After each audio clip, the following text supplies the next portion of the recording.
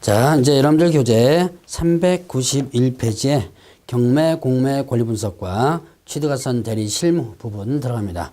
자, 이 부분은 시험 문제 2문제에서 3문제까지 나왔습니다. 예전에는 상당히 많이 출제가 됐었어요. 그래서 요구에는 일단 그 4문제에서 5문제까지 출제된다라고 했는데 예전엔 출제 빈도가 상당히 높았었는데요. 요즘 들은 조금씩 좀 떨어지고 있더라고 보니까. 전체적으로 봐서는 이제 4문제, 5문제, 실무 문제 2문제, 그 다음에 대법원 기출 문제 2문제 이런 식으로 출제됐었는데, 실질적으로 주택임대차보호법이나 상가건물임대차보호법과 관련된 그런 경매와 관련된 그 임대차보호법과 경매가 연결되는 문제가 나오기 때문에 실질적으로는 한 서너 문제 정도 출제된다고 보시면 돼요. 그러나 이제 순수하게 경매 문제로서는 한 2문제 정도 출제한 때가 된다고 보시면 됩니다. 자, 그러면 일단 경매 부분에서는 자, 우리가 이제 경매란 뭐예요? 경매란 것은 이때 경자가 경쟁할 때 경자죠. 그래서 이런 경매는 지금 여러분들이 경쟁 매각이다라고 표현을 합니다. 그럼 일단 경매는 일단은 강제 경매와 그 다음에 뭘로 나눠진다? 임의 경매로 나눠져요.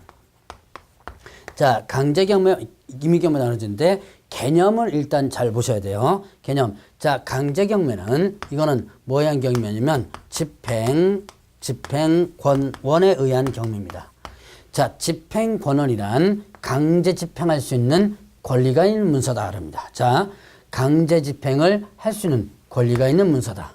자, 그러면 강제 집행할 수 있는 권리가 있는 문서로서는 뭐 어떻게 했느냐? 여러분들 교재 집행권한에 대해서 간단히 나오지만 확정된 이행 판결문이라든가 확정된 지급명령, 그 다음에 공증된 금전채권 문서, 이런 것들이 집행권한에 해당돼요. 자, 확정된 이행 판결문, 누가 누구에게 얼마를 언제까지 지급하라 뭐 이런 거죠. 자, 이런 판결문이나 아니면 또 확정 지급명령도 판결문이랑 같죠. 자, 근데 공증된 금전채권 문서가 있습니다. 이 공증된 금전채권 문서를 보게 되면 예를 들어서 이거예요. 여러분들이 돈 빌려줄 때, 빌려주고 받을 때, 자, 이건 금전 소비대차 계약이라고 그러죠. 이때 차용증이라는 걸 쓰죠. 차용증을 쓰는데 이걸 여러분들이 직접 써가지고 지장 찍고 해서 그냥 보관하는 게 아니라 공증사무소에 가서 공증인이 직접 작성하고 그 다음에 또 강제집행 취지가 기재됩니다. 언제까지 지급하라 이렇게 한다면 이게 나중에 집행권한에 해당되게 됩니다. 자, 그럼 왜 이게 집행권이냐? 여러분들이 공증을 받는다는 것은 법률적 효과가 발생됩니다. 아, 법적으로 누가 누구에게 얼마를 빌려줬다는 것이 인정되는 거예요. 자, 단순하게 자, 일단 돈 빌려주고 차용증 쓰고 그냥 이렇게 했다 그러면 당사자끼리는 빌려주고 받았다는 게 증거로서 되겠지만 법적으로는 인정을 못해요. 진짜 빌려준 건지 아니면 이 서류가 가짜인지 모르는 거예요.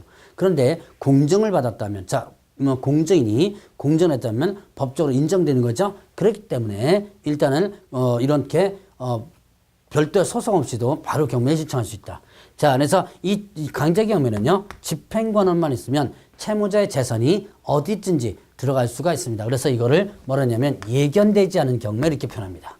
자, 그러면 임의 경매란 이거는 뭐에 의한 경매다. 이거를 또 다른 말로 담보권 실행을 위한 경매다 이렇게 표현합니다. 자, 저당권 그 다음에 또 전세권이나 이런 경매가 일단 임의 경매죠.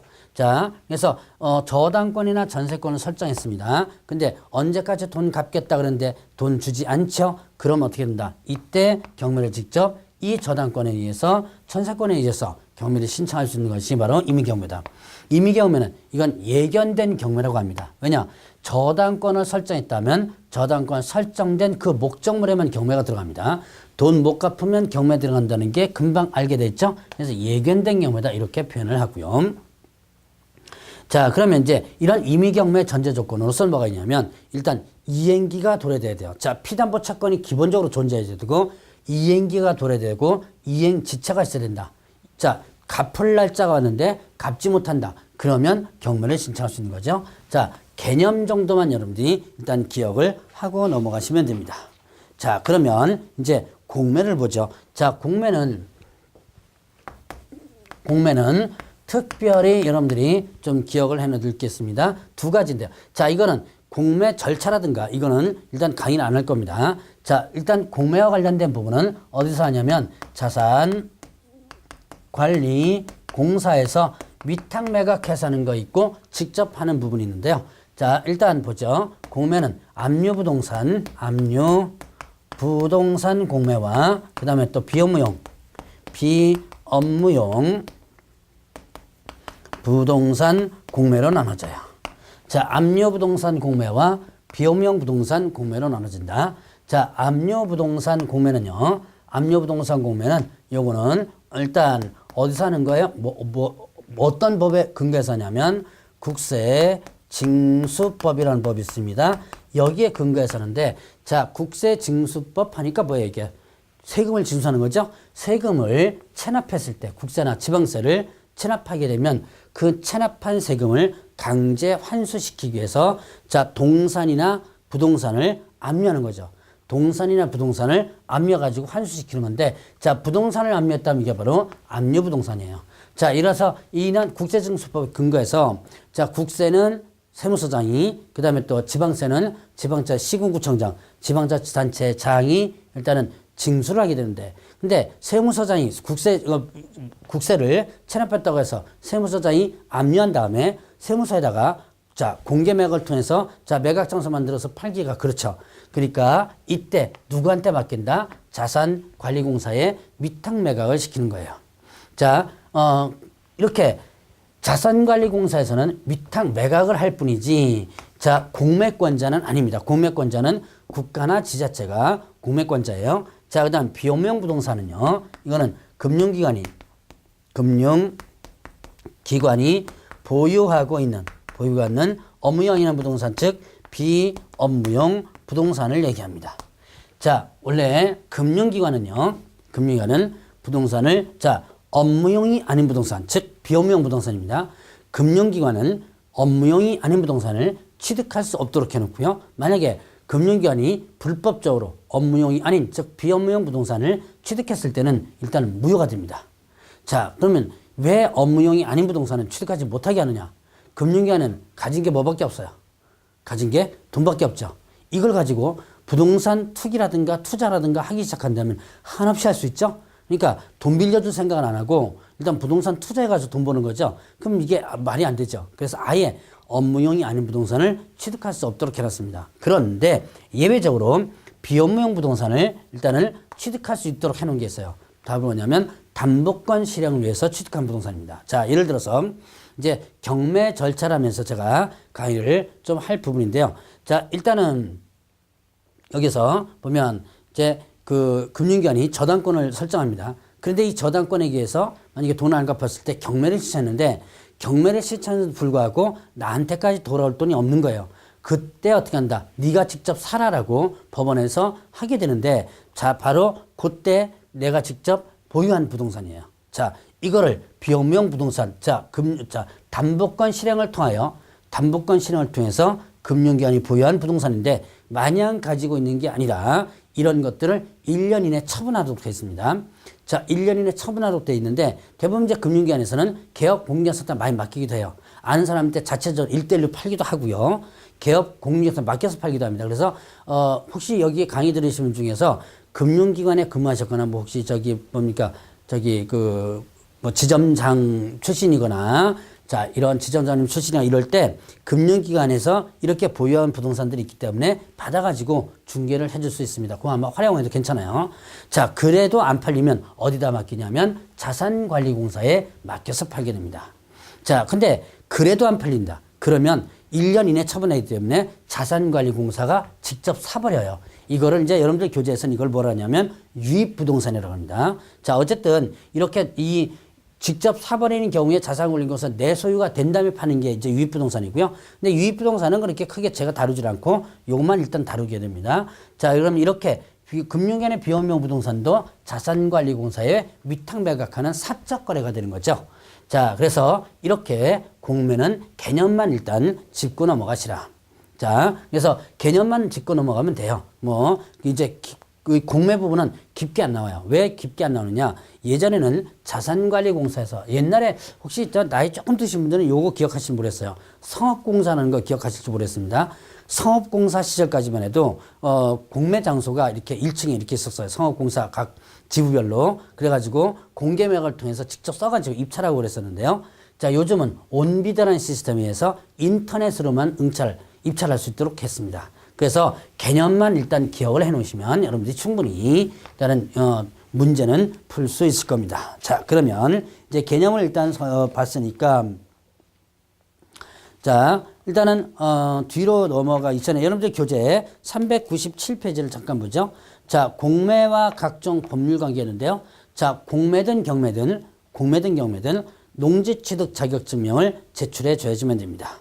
자, 농지취득 자격증명 제출해 줘야지만 되고요. 자, 이거는 매각 허가 결정 전까지입니다. 자, 이거는 이제 절차에서 좀 배울 거예요. 자, 그다음에 또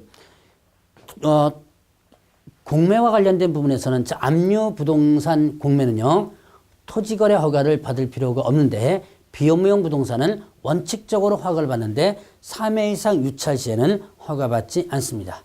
3회에서 유찰 시에는 허가가 예외로 되고요.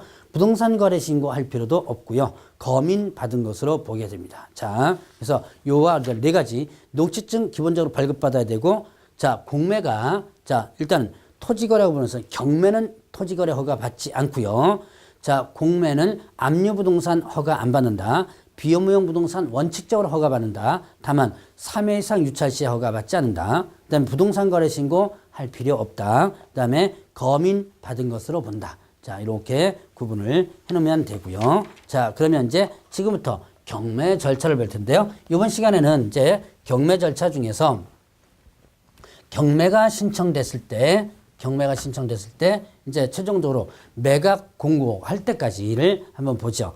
자, 일단은 여러분들이 경매 절차를 공부를 하는데, 경매 절차는 경매를 조금 경험해 보신 분들은 조금은 이해가 되겠지만 경매를 경험해 보지 않은 분들은 이해가 상당히 힘들어요. 반복해서 일단 보시고요. 지금 경매 절차는 뭘 보냐면, 내가 상대편에게 경매를 한번 신청해 보자. 자, 이제 수업 들을 때 내가 지금 미워하는 사람 한번 딱 지정을 하세요. 그리고 저 사람의 집을 내가 경매를 신청해봤다 라고 생각하고 한번 들어보시기 바랍니다. 자, 일단 경매를 신청합니다. 경매를 신청하는데, 자, 뭐 갖고 하죠? 경매가 두 가지 정도 했었죠? 판결문 가지고 경매 신청하면 뭐가 되고, 판결문 가지고 경매 신청했다면 뭐가 되는 거예요? 일단은 강제 경매가 되죠. 자, 그 다음에 저당권자나 그 다음에 전세권자가 경매 신청한다면 임의 경매가 되는 거죠. 자, 그러면 등기부 이렇게 기재됩니다. 몇 년 몇 월 며칠 강제 경매 신청, 뭐 아니면 임의 경매 신청, 이런 식으로 기재가 돼요. 자, 일단은 채권자가 경매를 신청하면 일단은 경매 비용을 어떻게 한다? 예납, 미리 냅니다. 경매 비용을 미리 낸다. 예납. 원래 근데 경매 비용을 원래는 누가 부담하는 거냐면 채무자가 부담합니다. 그럼 채무자가 부담한다는 뜻은 뭐예요?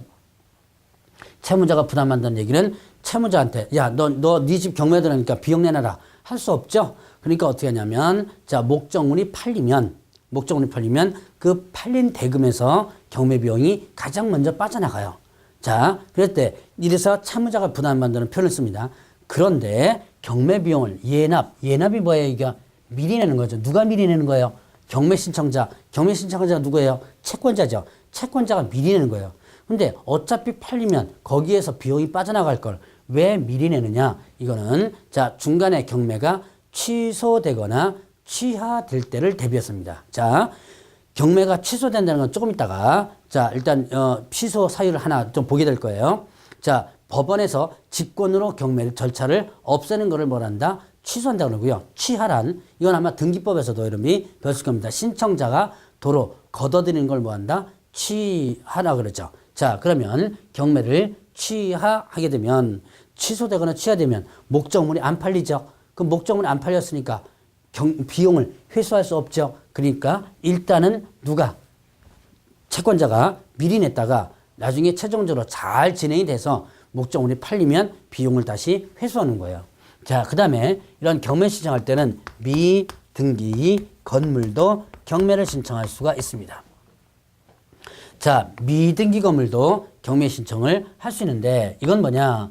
자, 여러분들이 지금 현재 경매를 하려면요, 등기부가 기본적으로 있어야 돼요. 자, 그런데 미등기 건물도 이제는 경매를 신청할 수 있어요. 자, 그러면 단 전제 조건이 건축 허가라든가 신고가 된 건물입니다. 허가가 된 건물, 신고가 된 건물이란 무슨 뜻이에요? 소위 말하는 합법적인 건물만. 예를 들어서 불법적인 건물이 만약에 경매가 들어간다라고 한다면 불법 건물을 지어놓고 악의적으로 경매를 신청해가지고 합법적인 건물을 만들 수가 있겠죠. 그래서 자, 미등기 건물도 경매 신청할 수 있는데 단전 조건은 건축허가라든가 신고가 된 건물만 해당된다. 자, 그러면 이제 이렇게 해서 경매 신청을 하게 됩니다. 그러면 어떻게 된다? 이제 경매 개시 결정을 하게 되는데, 자, 경매 개시 결정. 자, 이거는 형식적 심리로서 한다 그래요.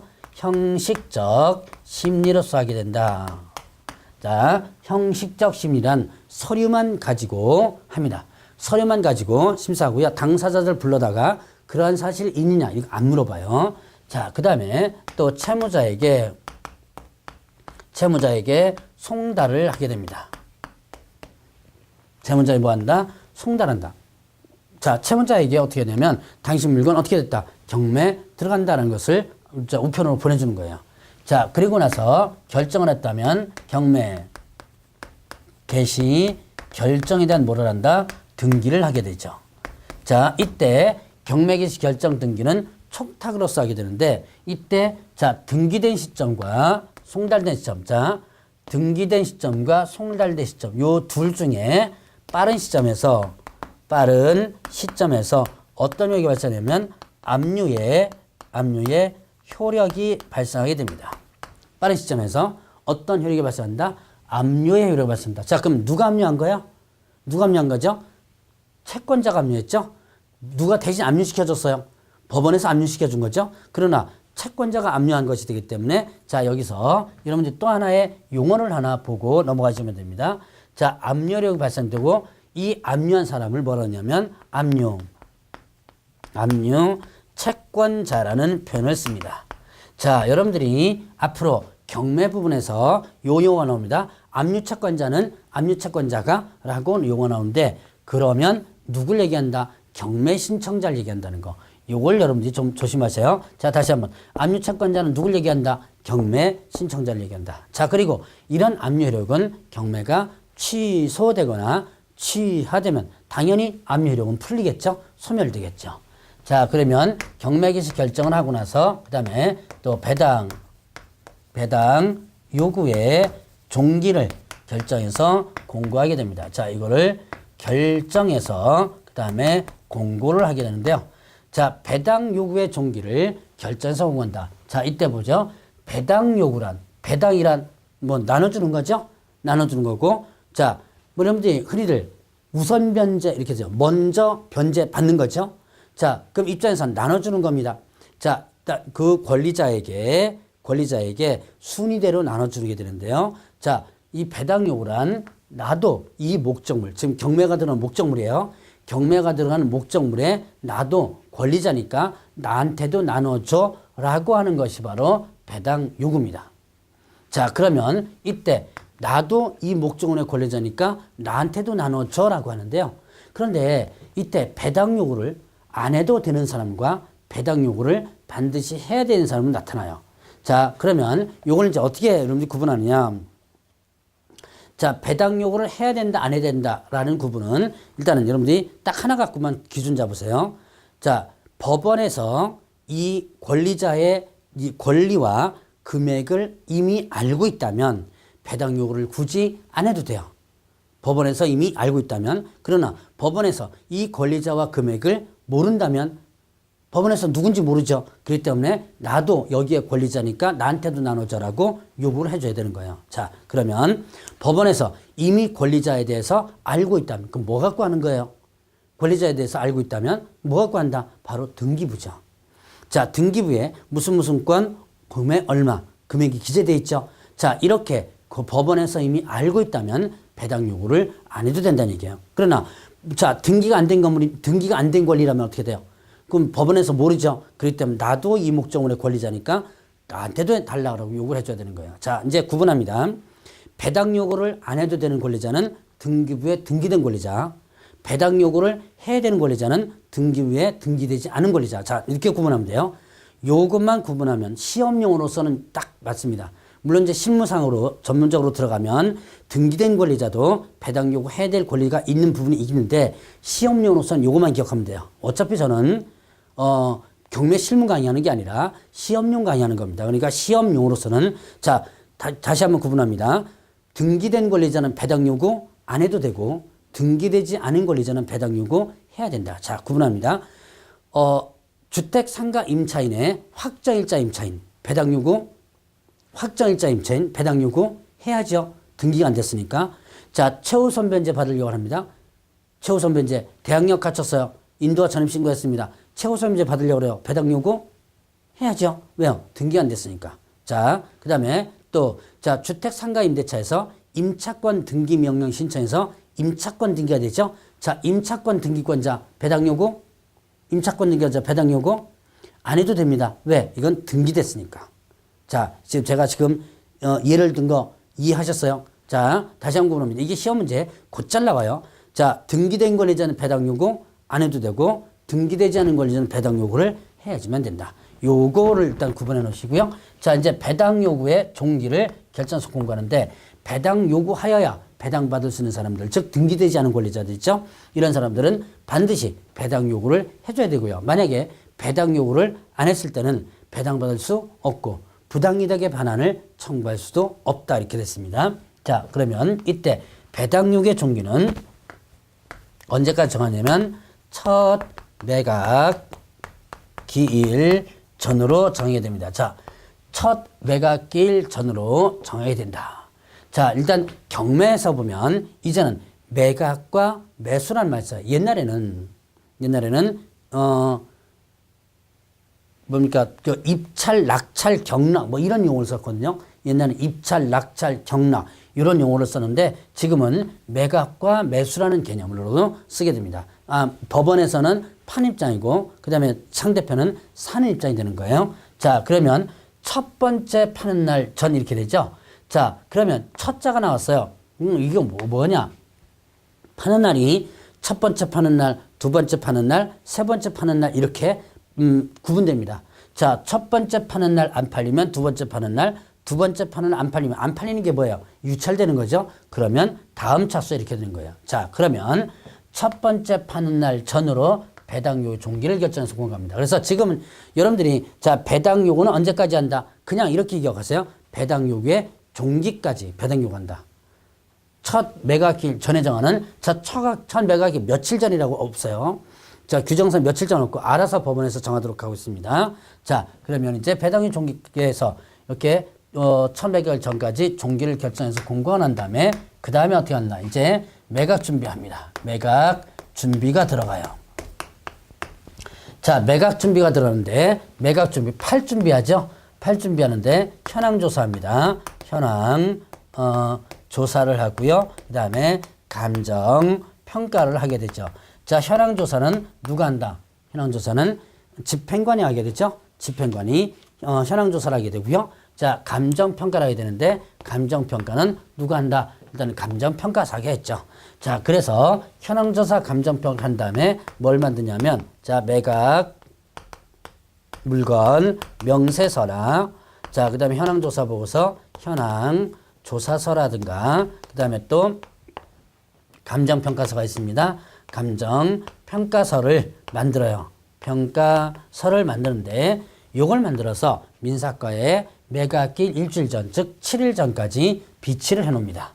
요거를요, 왜 비치해놔요? 일반인들이 볼 수 있도록 비치해놓는 거예요.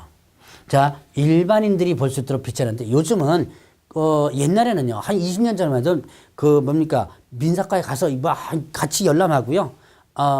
그건 이제 귀찮으니까 어떻게, 옛날에 혹시 경매 해보신 분들 기억하실 거예요. 경매 정보지라는 거 있죠, 왜? 이렇게 그걸 갖다가 복사해가지고 이렇게 착자로 만든 정보지가 있습니다. 그 정보지 갖고 봤는데 요즘은 뭐 정보지 필요 없어요.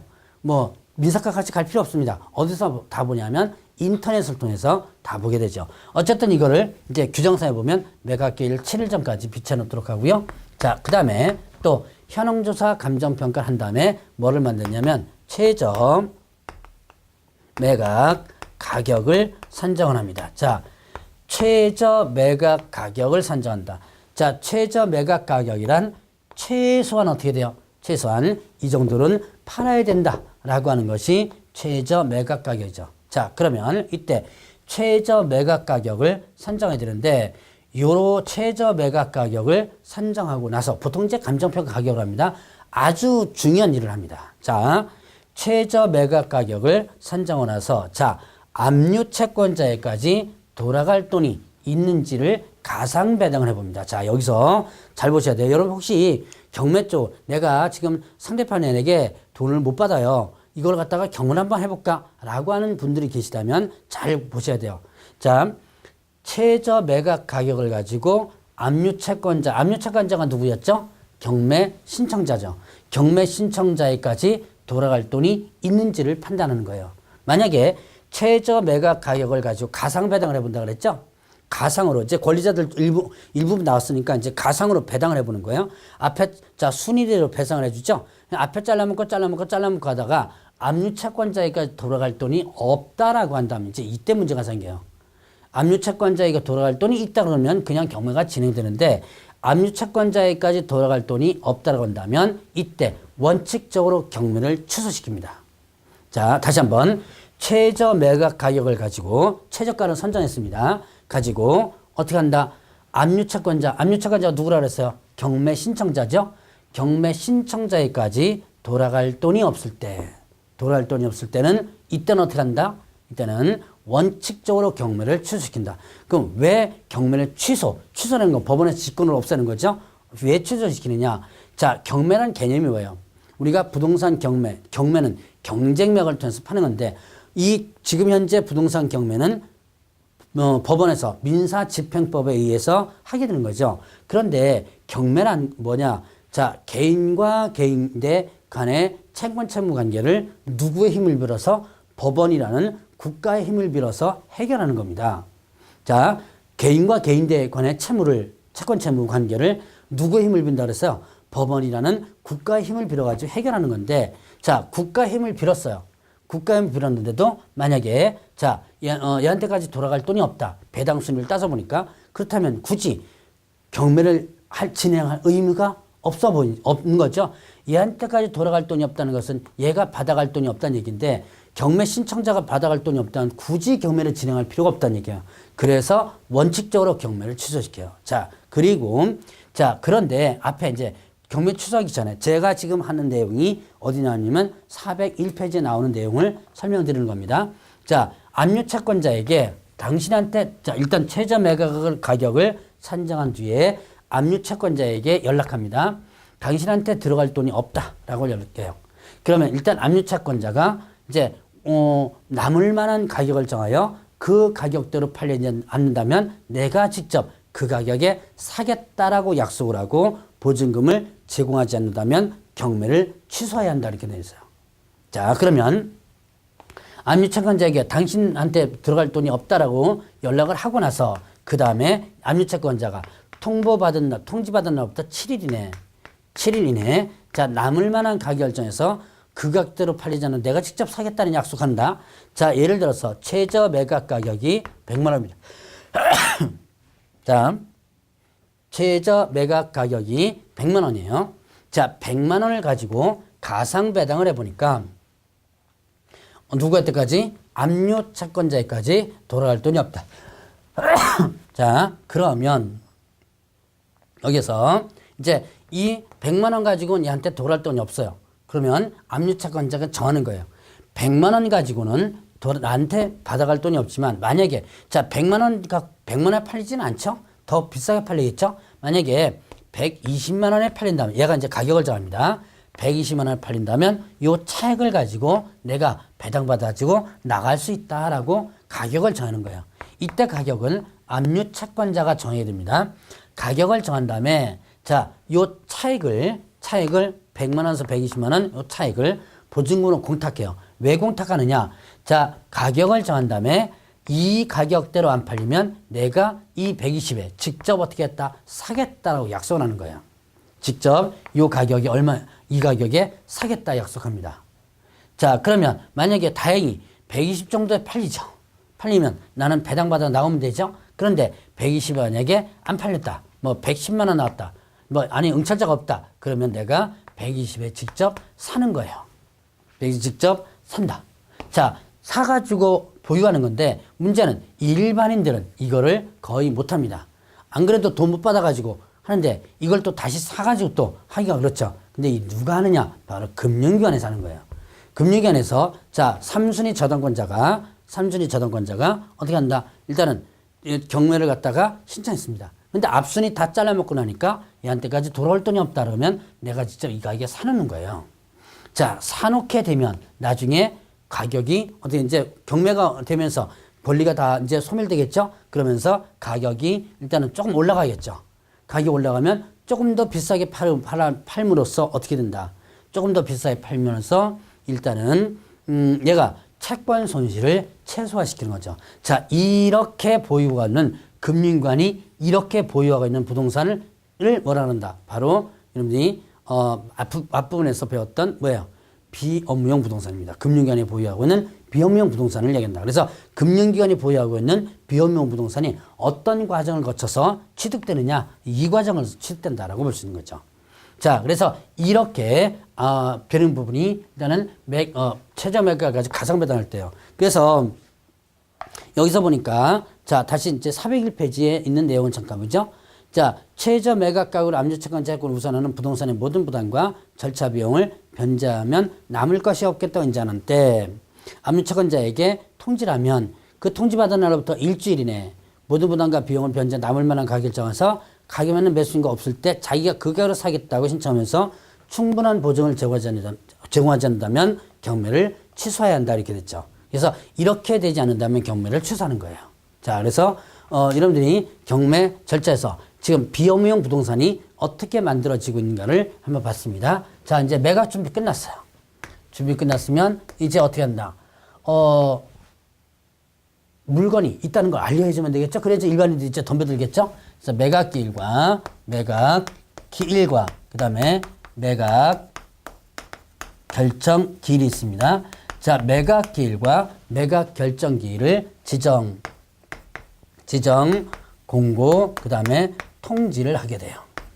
자, 매각 결정기일과 매각기일을 일단 지정고 통지하는데 여러분이 경매 공고 보셨죠? 경매 공고가 이걸 해당되는 거예요. 매각기일은 파는 날이고요. 자, 파는 날, 매각 결정기일은 파느냐 마느냐를 최종적으로 결정하는 날이다라고 볼 수 있습니다. 자, 매각 결정기일은 매각기일부터 일주일 이내로 잡게 되는데요. 자, 이거는 이제 뒤에 가서 순차적으로 일단 하고요. 이제 공고됐으니까 일반인들이 어떻게 돼요? 이제 매수 신청을 준비하죠. 매수 신청을 준비를 합니다. 자, 매수 신청 준비하면 일단 어떻게 돼요? 직접 물건 열람해야죠. 자, 물건 바로 매각 물건 명세서라든가 그 다음에 현황조사서, 그 다음에 또 감정평가서 이런 것들 열람합니다. 열람하고 나서 그 다음에 또 권리분석합니다. 권리분석은 좀 이따가 교재 순서대로 하기도록 하고요. 자, 이런 권리분석을 하고 그 다음에 또 거기에 따라서 또 뭐 현장 강의를 또 가봐야죠. 그러면 이제 매수 준비, 신청 준비가 끝나면 이제 매각 길이 돌아오는데 자, 매각 길부터는 다음 시간에 하도록 하겠습니다.